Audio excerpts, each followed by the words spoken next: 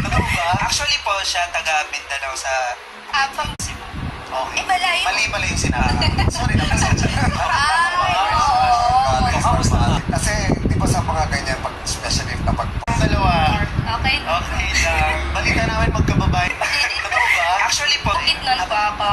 Ako ba taga Cebu? Okay na. Sorry na, pasensya. Okay lang. kamusta ang kasi yung pormahan. Kasi, di ba sa mga ganyan, pag especially to know each other, di ba? Kayo, anong bonding ang ginawa niyo?